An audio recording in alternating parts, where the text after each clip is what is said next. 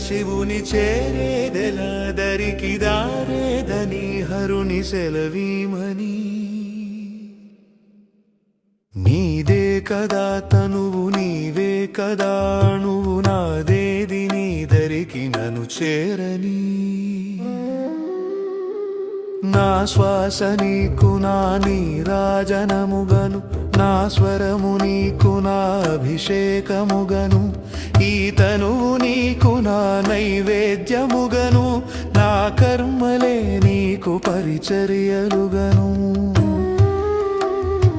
అక్షరములు నీకు అక్షతలుగాను పదమాలలను నీకు పూమాలికగను కరతాళ ధ్వనులివే మేళతాళాలుగను సేవించనా నిన్ను నీ భక్తునిగను